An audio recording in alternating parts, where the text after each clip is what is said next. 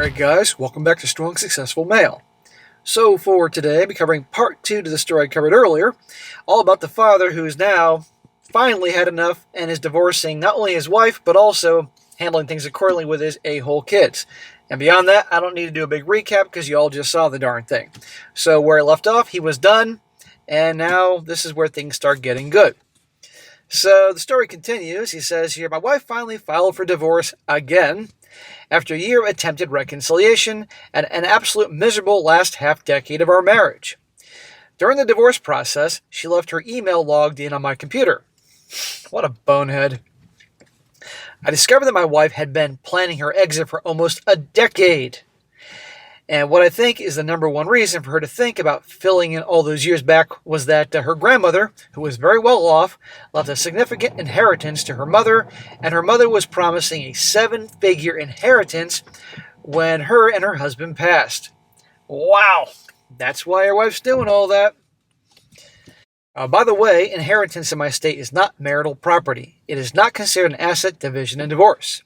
This explains why she stopped contributing to her 401k, and any value she had as a marital asset would count against her in a final settlement.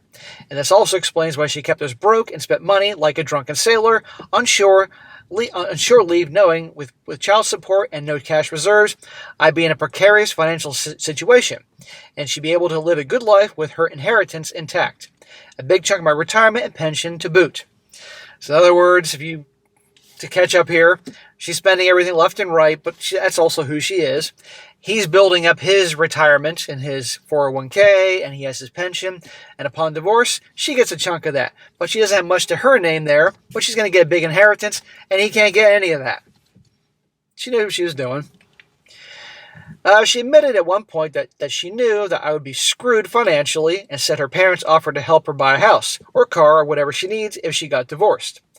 I was beyond a good provider for the first part of our 27-year marriage, earning 2/3 of the family's income for almost 20 years, wrecking my body in a physically demanding job, busting my butt in my free time to remodel and upgrade 2 homes, along with all the traditional male jobs like mowing the lawn, changing water heaters, sealing our huge driveway every couple of years, and so many other chores. It makes my blood boil to think about all that. Dude, it makes my blood boil to think about all that. It makes the 20,000, 30,000 guys that watch this video blood boil and all that. Yeah, man. Look at everything you did. And this is the thanks she gets. She's been plotting this shit all along. This is shit he learned by reading her email, so the dumb bitch left open. He says, what did I get in return? Well, not a whole lot, amigo. I got to come home to a fat-ass wife. A filthy house embarrassed our daughter to the point that she refused to have friends over. My wife cooked an average of 2 meals a week and did a couple loads of laundry a month, which took her 3 hours to fold a basket of clothes, which coincidentally was the same amount of time a baseball or football game took that she watched while her enormous ass was parked on the couch. I'm glad to see you got a sense of humor about her big fat ass that I do. I quite often cook more meals for the family than her, and I ended up doing most of my own laundry because she was so slow at it. I got sick of running out of clothes, and it was just easier for me to do myself. Man, I know you're thinking it, that why didn't you get out sooner? But what's done is done. This is a lesson, guys. If you're that miserable, get the fuck out. At this time, she bitched and complained that she worked full-time and that I needed to do my half of the housework. Bullshit, you're bringing in the most of the money. And she's also embezzling money from the fucking dance studio, which you could have had her ass go up be arrested for. In spite of the fact that I worked more hours in my business, too, housework in her mind did not include all the things I already did around the house that I got very little or no help with. My reward, she planned to financially and reputationally ruin me. Oh yeah, she also contributed to ruining your kids. I was often asked why I didn't leave. Well, that's what we're all wondering, brother. He says, hell, I ask myself that a lot. The answer is my wife provided zero discipline. She's one of those helicopter moms who spoiled the kids to the point of reckless irresponsibility. She also refused to reinforce proper behavior when they did something wrong, saying things like, oh, they're good kids because they did well in school, weren't using drugs or alcohol, or sleeping around. Well, that's all fine and dandy, but if children don't know there's consequences to their a-hole actions, they're going to keep being that way. And by the way, you sticking around didn't change anything, really, no offense, because your kids are still a bunch of assholes. I'm serious. I know you know this, but I have to say it. My wife campaigned for soft punishments and even undermined those punishments later in front of the kids to make me look like the bad guy. What an asshole. But you allowed a lot of that. Better that you were the take charge, don't F with me, a-hole dad, than the passive one, because look what it got you. Appeasement doesn't work, guys. It only encourages bullies and aggressors to keep up to bullshit. I often called her the cruise director mom to her face, saying that she hasn't raised them to be responsible adults, that she's just their activities director and she was making them into lazy, spoiled brats. It's the truth. I still question whether staying was the right choice, but I got some validation on that from my son. More on to that later. Oh, my man. Don't worry, guys. We have a happy ending here.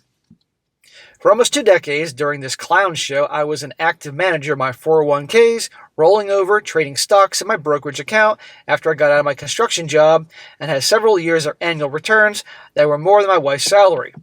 Because of her financial shadiness and the fact that her salary was sufficient to pay all our family bills, I refused to pull money from the business. Good. Very good. I flat out refused to hand over more money to spend on lavish conveniences while I was constantly told I need to give up on things like pain treatment. Once she even asked if I would forego my medications because the family needs it. Her other excuse for filing for divorce was that I wasn't contributing enough financially to the family. Are you freaking... Well, no, I'm not going to say you're freaking kidding me. Yeah, big surprise. Gaslighter Central. The husband's always the bad guy. When I heard that, I printed out the statement from my brokerage account and said, "See here? I made more than you did last year." To which she replied, "Yeah, but I can't spend that now." I paused, looked her dead in the eyes, and said, "That's the point." Exactly. There's so much more to the shit show that the divorce turned into, but I'll save that for another story. The intent of relaying these details is to show what a rotten spouse my wife was, how she taught her kids to disrespect me and not appreciate the work and sacrifices I made for them and the family. Dude, nobody here doubts that your wife isn't a giant piece of crap. And yeah, she did all these things to have the kids disrespect you and undermine you and all those things. Absolutely. But you played a hand in it because you allowed a lot of it. I know hindsight's 20/20, but I gotta point out, this is why, guys, we're here to learn shit. You gotta stand up for yourself. And that means they all think you're a big jerk. At least they think you're a big jerk, but respect you, don't have to fuck with you. Dad has to have the final say. Lay down the law. Everything besides the dead bedroom and the self-pleasuring my daughter was aware of. Additionally, in a rare moment of honesty, my daughter confided in me that she thought it was possible that my wife was seeing another or several others on the side.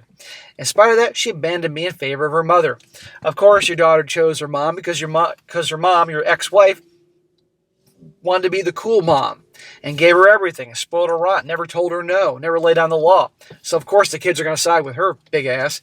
And I want to know, supposedly, what lovers she would have, given the fact you described her as either she was or looked like she was 300 friggin' pounds.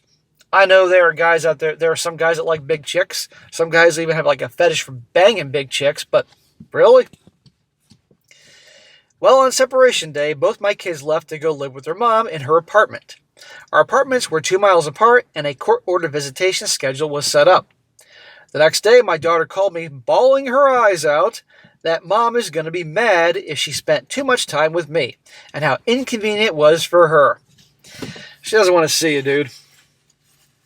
My daughter refused to do overnights even though I had a bed and dresser for her, 2 things she did not have at her mom's place, saying she didn't want to have things in 2 places. Bullshit. The kids slept on beanbag chairs on the floor for months, and their belongings were in boxes because my ex was too lazy to get help to bring their beds and dressers out of the storage locker. That's funny, man. That's what your kids deserve. They're little shitheads. For the next several months, my daughter showed up late, left early, and only bothered to show up for about 1 out of 3 of our scheduled visits. Most of them went without a courtesy call or text to let me know in advance that she was not going to show up. Since she was 17 years old at the time and legally allowed to refuse to honor the visitation schedule, It would have been a huge waste of time and money to fight it legally. And even if I won, she would have had a list of excuses ready to go based on her social calendar to claim she didn't have time. It wasn't worth fighting for. And frankly, why do you want to fight someone to be with you? Well, they want to be with you.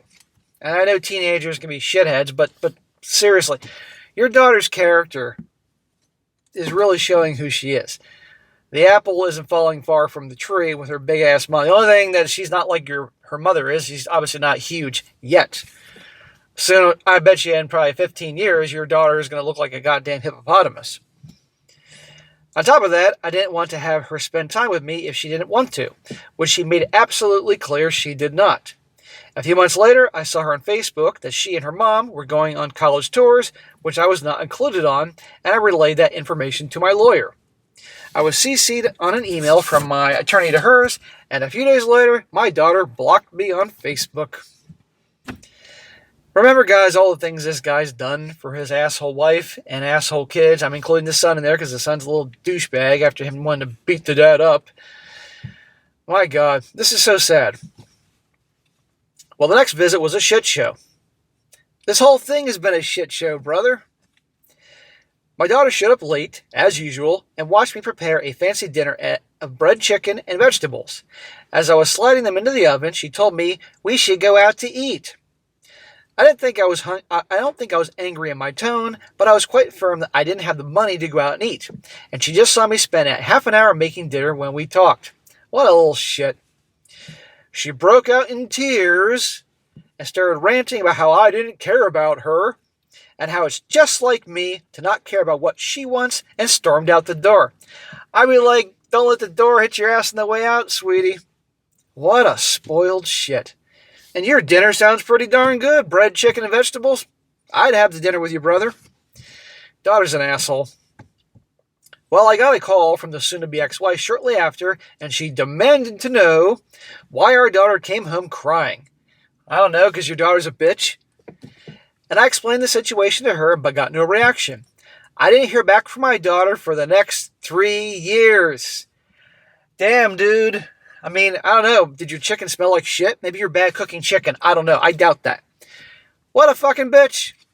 I don't know. I mean, there's some of us thinking, well, you know what? Given your daughter's behavior, that's kind of a blessing. You didn't have to hear from her for 3 years. But still. And here's the thing, guys. Even though how she's behaving, still this is heartbreaking, because this is, yes, he adopted her, but this is his daughter. You know, being treated like this, I mean, it's terrible. This guy's going through all this shit. And he did everything he could.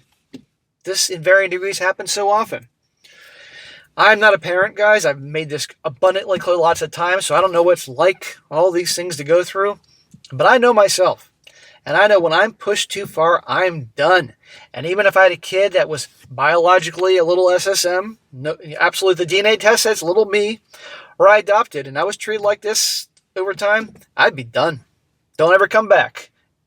Find a way to make a living. Don't come crying to me. Around my daughter's junior year at college, so we're fast forwarding in time 3 years, my ex's father died.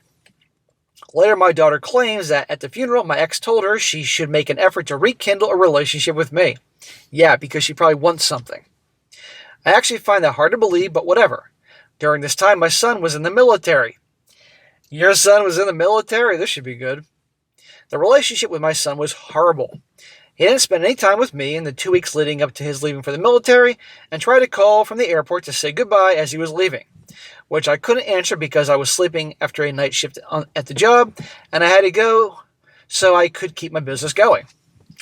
So this guy has a regular job, but he also has a side business going here. This is until he graduated from boot camp. At that time, he called me to apologize for how he treated me during the divorce and to thank me for the discipline I instilled in him. What? You probably thought you were being punked. Sounds like he was getting his ass kicked on a daily basis in boot camp. Knock some sense, taught him some fucking respect. I thanked him, and to lighten the mood, I said, so your old man isn't the biggest a-hole in the world, is he?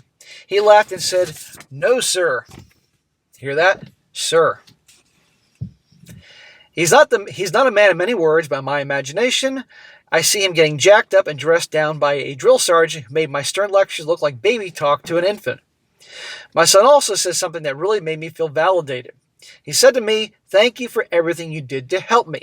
Mom did nothing to prepare me for this." See?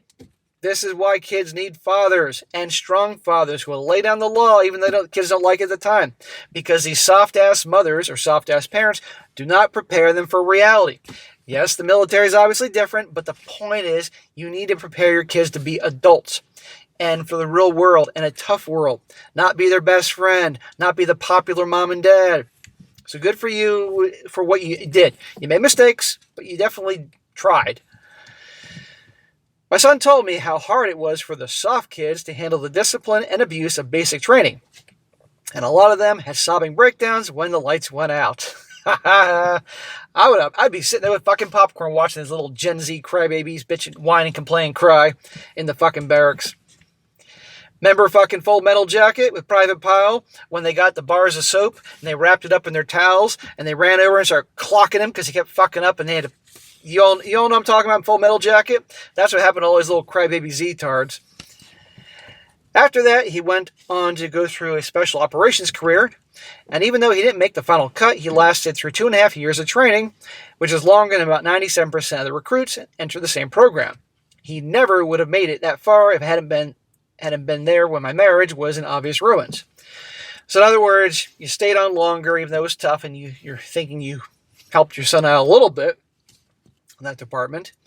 I'm glad your son went into boot camp and basically got his ass kicked on a daily basis to teach him fucking respect and to see you were doing him a favor. But still, your son needs work. In our conversations over the next couple of years leading up to their grandfather's funeral, my son often asked me about reconnecting with my daughter. My answer was always along the lines of, if that's what she wants, my door and phone are always open to her. But I will not make the first contact since she was the one who severed the relationship. There you go. Never chase somebody that's throwing you away. That's a problem people make. This is a little detour, SSM, but a great part of the story for all the men out there who are going through divorce, meat grinder. Karma is a bitch, but it can also be an angel. Somehow, someway, God, the universe, or karma saw my disaster of a marriage and the blood path of my divorce and took pity on me. Here we're getting to some good stuff. Maybe it was luck, wisdom, or a couple decades experience managing my stock portfolio, or maybe even a combination of all these. My ex got half my pension and a specific amount of my IRA that was agreed upon in our mediation agreement. What a load of shit. But listen to this. Shortly after the divorce decree, I placed a limit order to sell a portion of stock to accomplish that. The market took a hit, and by the time I adjusted my limit order down several times so it would execute, the dollar amount I transferred to her account was about 1/3 of my account. I was really salty about that for about 2 minutes. I mentioned that I was managing my rollover IRA that I got from my trades job when I left, but I didn't mention how it became a passion for me.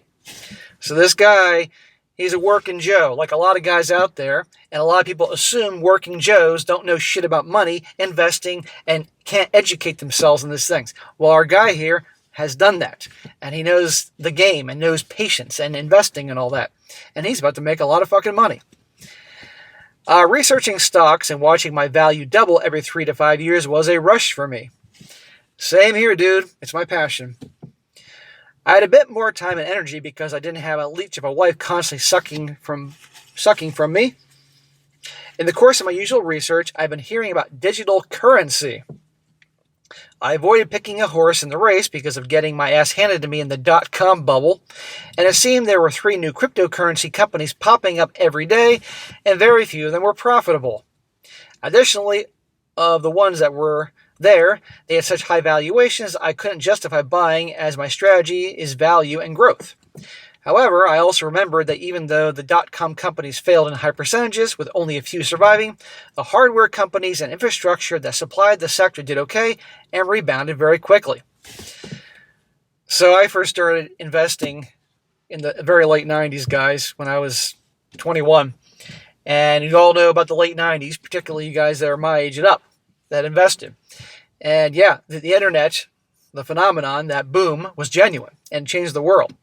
And there are a lot of companies that, because of cheap money and everybody wanting to finance and back anything that was .com this or anything associated with the internet, they had massively high valuations as well as good companies. And eventually there was the .com bubble that bursted. And all these companies went belly up and blah, blah, blah, blah. But a lot of good companies survived that. And the ones that really made the money during the dot-com era of the mid to late 90s was all the companies, the infrastructure that made it possible, the networking equipment and all that. Classic example, a company called Cisco, that's in the Dow Jones Industrial Average. They had absurd valuations by the time the bubble burst in 2000, but they made a fuckload of money, as well as a lot of infrastructure companies. Microsoft and Intel made out like bandits because every single fucking desktop computer and laptop that was sold so people could access the internet in their homes, 90% of them, because they had Microsoft programs, Windows, applications, Intel chips inside. Some had AMD, and some people had Apple computers. There were lots of box makers, but Microsoft and Intel, that was the common thing. Infrastructure. That's what made the money. And you, of course, had survivors eventually, but you see what I mean. It's all about infrastructure, which we're going to get into in a second here. Which is, by the way, now we're in the new big thing, AI, which is changing the world. The real money makers are the infrastructures to facilitate the AI, and we're just getting started with the AI boom. Hey, a little lesson here. I'm passionate about this shit as well. However, I also remembered even though the dot-com companies failed in high percentages, only a few surviving hardware companies and infrastructure that supply this sector did okay and rebounded very quickly. Even though a huge number of those dot-com companies went the way of the dinosaur, the internet did not go away. Exactly. I saw the parallels and did more research. No matter which company wins, they all buy hardware and from the best suppliers and use the same infrastructure to transmit and process data. You don't have to pick the individual winner of the race, just the company or companies that everyone buys from. And a lot of the time, those companies are more profitable long-term than the audacious individual companies selling the final product that are looked back on as flash in the pan. So I applied logic to that, and I was learning to digital currency and started my research mission. That was in January 2020. So, January 2020, what's happening? COVID is starting to affect the world. And pretty goddamn soon, the market's going to collapse around the world markets. Great buying opportunity when they tank. I also been hearing a lot about this thing called artificial intelligence, and it intrigued me as well. What do you know? There's a little company at the time called NVIDIA that supplies both technologies with graphic processors that blows away the old-fashioned processor chips that everybody's using. And their completion is decades behind them. Yes, good old NVIDIA. And the number one beneficiary of the beginning of the AI boom. NVIDIA was doing well regardless before that. And by the way, in 2020, people were already talking about AI, but it wasn't until October and November 2022 with ChatGPT that began the true, that everybody has heard fucking AI. I took a significant portion of my IRA and bet 77 grand at the time on NVIDIA. The fellow investors out there that own NVIDIA or know about NVIDIA can know darn well how vastly the stock has increased since the winter of 2020. I'm an NVIDIA stockholder. I bought some in the summer of 2022 when tech was persona non grata, thanks to all the interest rate hikes. And I have sold the majority of my NVIDIA because it explodes so much in value, but I still hold some. I'll be holding on to that for a while. After about 2 months post-settlement, my balance was back to whole. My value was worth what it was prior to the payout with my ex. Yeah, because when the market rebounded after the Fed slashed interest rates to nothing and started printing money like gangbusters, the market rebounded. And the ones that sold off the most, tech, rebounded first. At the end of that time, my nest egg was worth more than double. In the next 2 years, so we're fast forwarding to 2022, my portfolio value added another comma. And at the end of that time, my nest egg was worth more than double what it was the time of my divorce. Makes sense if you look at the numbers, and depending what you're investing in, particularly things like NVIDIA, you can figure out what the NVIDIA stock might be worth now, and the rest of my portfolio is doing quite well as well. Well, I know exactly how NVIDIA's been doing. Good for you. It's about time you had some things go right. This is why all your passion and hard work and studying and researching various companies and the markets and the history and all that, and patience pays off. Jumping back to about a year and a half post-divorce, I got canned from my shitty low-paying job at a toxic company that I took mostly just for the insurance, and the details are irrelevant other than being let go was a huge blessing. COVID was in full swing, and the Biden buck supplement to unemployment, coupled with more diligence and work in my business, paid the bills until unemployment ran out. Prior to that, I was able to pay off my credit card that I used to finance my divorce lawyer and squirrel away a bit of savings that I later lived on 3 months after full unemployment ran out. So this whole time he had his job, which he hated, but he pretty much worked for the good insurance, but he also had a side business going to take care of things. But you were making a ton of money in your retirement accounts, which you couldn't touch legally without massive fines and fees and all that, and your brokerage. While unemployed and figuring out my next move, I came across a little something while researching ways to finance a house using my IRA, and I ran across details of a little-known retirement hack that lets you take retirement distributions before age 59 and a half without penalty. Oh, do tell. If you're curious, do a research for IRS code 72T, T as in Tom. In January of 2022, at the ripe age of 53, I was able to retire. 2 short years after the divorce was final. After the crap I went through, I'm truly grateful for this blessing. There are restrictions that are very strict associated with IRS Rule 72T, and there are major penalties if you violate them. But I looked at the numbers and determined that I could live on the amount specified, so I did. So in other words, you made your money real quick. I mean, you've been building up a big stock portfolio in your IRA as well as your brokerage for some time now that your wife couldn't touch after she got her pound of flesh. You made a lot of money on the fucking rebound after the markets tanked in the winter of 2020, particularly putting money like Nvidia and stuff like that. So now you're cashing in and getting yourself a house and you're going to live comfortably. Wonderful. Those retirement distributions satisfied the income requirement for purchasing a home, and after a few months of shopping, I closed on a little fixer-upper I can use my construction skills on to make improvements for a great profit when I sell. The house isn't much, but it's a roof over my head that's warm in winter, and my mortgage is less than what I was paying in rent for a nice but small 2-bedroom apartment. I figured at the time, when I reach 59 and a half and have full access to my retirement, I can sell this little place for a profit after my improvements and build my dream home. But back to my daughter. So guys, I'm going to end it here, and we're going to get into the final part about the essential disinheriting the daughter, the disowning, what's going on with the wife, with all that. But you can see this guy's making a turnaround. And by the way, he obviously didn't take all the money out of his retirement account because he couldn't do that. But he could take some of it, it sounded like, based on that rule, to get that next house going, to get the down payment for that. And this is a guy, after all those years of a miserable marriage, on his path, turning shit around that all guys can do. So we're going to have part 3 in 2 hours, and you're going to see how this whole thing wraps up. I'll see you then.